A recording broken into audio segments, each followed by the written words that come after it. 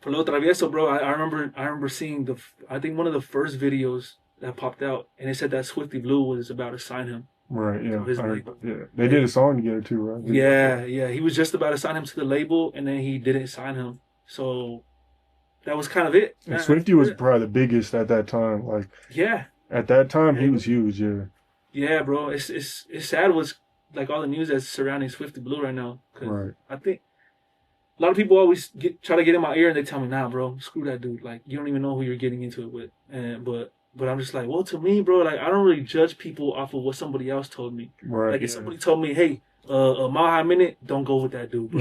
They do He's an that, asshole. yeah. Yeah. He's just gonna look to like embarrass you on his platform. Right. I'll be like, I don't know him though. Like You I seen haven't it in the sat down comments. with I him. remember one time Yeah, when you posted the Lefty interview I did, yeah. and dude was in the comments talking crazy. We were just cool, and then he's in the yeah. That's what I'm saying. And so I'm just like, I'm like, bro, I don't judge people and I don't make opinions on people if I haven't met them, Right. you know? So that was the same exact thing well, with Swifty Blue too. People always tell me stuff, don't work with Swifty.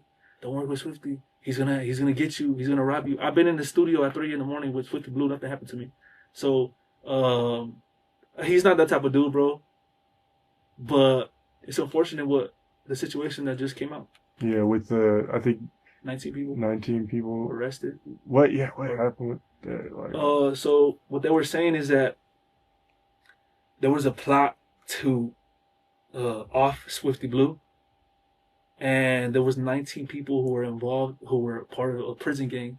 It's a very big prison gang, Southern California, really all over the U.S. mm, But pretty much it was a plot involving like a bunch of different people, and so what they did is that they arrested I think like 9, and then they charged 8 other people who were in already in prison, and then there's another person who's like still on the run. So that was kind of like but the but the details is that they try to poke him up, and they were unsuccessful. They thought that he had died, bro. Swifty Blue wasn't dead. you know that rap song he dropped, that diss song, or he dissed like pretty much Oh, every poppin' like yeah. Southern LA rapper. Had to do with it. Yeah, do you think maybe stuff like that kind of turns into? I think that it can for sure turn into something, but I think in this specific case, I think all of this stuff really started to happen in 2021. Mm, So this is actually a case from like 2022, bro. So everything that they were charged with was stuff that happened 3 years ago, oh, 4 years okay. ago. You know what I'm saying? So, but whenever he does drop this songs like that, it for sure puts a target on your back, bro. Imagine if I got up on here and I started dissing all of the Colorado artists. Right. I'll be like, oh, I'm out in the street. They already people been trying to expose me on TikTok and stuff Right. like that. Oh, we know exactly how he looks like. Next time I see him, I'm gonna run the fade with bro. You know what I'm saying? So yeah, bro, for sure puts a target on his back. But Swifty Blue, if he feels like he knows how to fight, when so be it. You know, he could defend himself. Yeah. Did and you know what? When he came out here, he checked in. He checked in. He went to Fort Collins Oh, you went for to the show. Yeah, Did bro. did you go? You went to that show, right? Yeah, so I know that people say stuff about Swifty Blue and they're like, "Oh, bro, he's soft and he's not with the action." And whenever I was in Fort Collins with Swifty Blue, I saw something completely different with Swifty, bro. It was something that like all of the haters, bro, like a Swifty, they'll probably say that I'm lying and stuff like that, but there was multiple witnesses that were there. And so pretty much we were downstairs. We walked into this like sort of club bar thing, something like that. And what happened is that there was about like 3 Nortes, all red. I just remember they were wearing red hats, bro. Red hats, everything red. And we walked in, there was like 3 Nortes. Swifty, he's like in front, and he's just like, "What's up?" And the dudes are kind of just mean mugging like this, bro. Just mad dogging. And so then we walk upstairs. Swifty and I think Plugs go downstairs, Mm-hmm. and when they're downstairs, they apparently get into it again with those dudes. But now it's like a conversation. Now I guess the Nortes apparently try to press Swifty Blue, and they tell him like, "Hey, bro, where are you from?" And I think what according to Swifty, he said, "I'm from ESP. I'm not even from here, bro. I'm from California." Mm-hmm. And they're like, "Oh, okay." because we're big bad. I don't want to say the gang because I don't want to disrespect the certain gang, but it was a Norte gang. I think it's one of the biggest in Colorado. When they went upstairs, bro, I think it was a Swifty Blue and Plugs, and I was sitting next to Swifty Blue, and one of the Nortes, bro, craziest thing I ever seen. He came up to Swifty Blue and tried to apologize. Bro, he tried to apologize, and I want to say it was actually two of them. Well, the other dude stayed downstairs, but two of them came up. They were like, "Hey, bro, I'm sorry. You know what Swifty Blue did, bro? He got up, bro, and he socked both of them. That's wild. Like he was like, the music was so loud that I couldn't hear what Swifty was saying. He was literally right next to me right here, bro. And he starts like, and then the dude, and there's a table right in front of us like this, and the two dudes come up, and they're like, "Hey, bro, I'm sorry for what happened downstairs." And Swifty was like, "Nah, homie, nah. And I just see like his mouth go like this, and then boom, and then the other dude steps in, bro, into the picture. Boom! And he socks both of them, bro. And you know what they do? Nothing. That's crazy. Nothing, bro. Nothing. They literally just turned around, and I don't know if maybe they felt that they were outnumbered, because it was me, Swifty, plus my other homie, and I think like two more heads. I think that they might have just felt like, hey, they're a little outnumbered. This is maybe a battle that we want to have. But at the same time, I just don't feel like they should have apologized. When I seen they were going to Fort Collins, I was like, yeah, that's risky. That's Northern Colorado, you know? For real? Like, I mean... Fort Collins is a college town, right? Yeah. I was born there.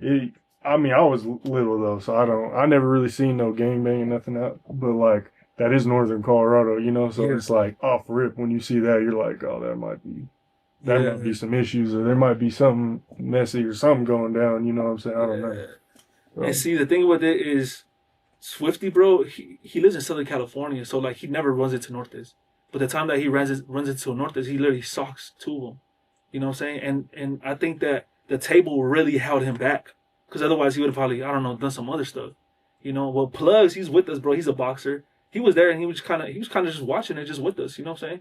And then Swifty, Nate was there too, right? Little Nate. Yeah. I think one of them actually got knocked out, bro. So one dude, like, he kind of just went like this. And I just remember he turned like this.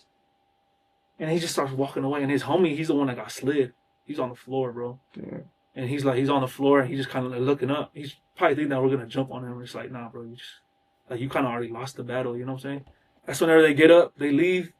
And I'm just like, damn, bro. Now it's like low-key a target on my back too, because I'm about to walk outside. You know what I'm saying? Yeah. So like we might catch some people. But we ended up just getting in the car, bro. We ended up leaving. And Swifty, he was there for the show. He got paid and all of that, bro. Yeah. But yeah, bro, that's not to like bash on like the Nortes or nothing like that. It's just what happened. I don't even know if they were even real Nortes. What if they were fake, bro? What if they were fake Nortes? Yeah. They were just trying to throw up a set. A lot of people do that.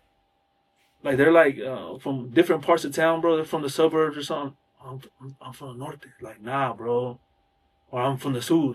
Nah, you literally got dropped off by your parents at the whatever rec center, whatever, bro. And now you think you're part of the clique. It's like, nah, bro, you're not. Yeah. You gotta get put on by the hood.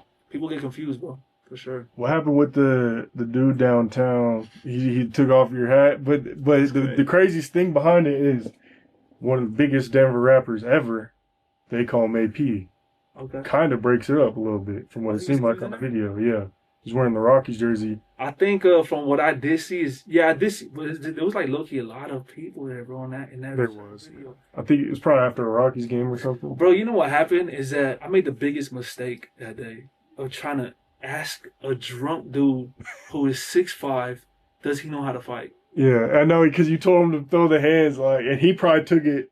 I could tell you weren't trying to fight with him, but he probably, for whatever reason, took it there. I don't know. He was tripping. Bro, and he started to like put his hands up. He's like, "What's up? Knuckle up, homie." Yeah. And I'm like, "Hold up. I'm supposed to be a professional interviewer. What you want me to do? Fight this dude who's 6'5"? Right. He's probably gonna put the hands on me. Right. Like I'm not the type of dude. I don't have an ego, bro. Like I could tell you right now, like, oh, that dude could for sure whoop my ass, bro. I really don't care. Right. You know what I'm saying? The dude could for sure whoop me. And this dude, I asked him, "Hey, bro, do you know how to fight?" He had just apparently got kicked out of the club. Yeah. And he's like, "Yeah, homie, what's up?" And he's like, take off that shiesty. And he goes like this. And he actually grabs my hat, bro. He successfully grabs my hat, but I'm so out of it that I'm trying to like go like this to him, bro, and I'm trying to go like this, and he already has my hat in his hands.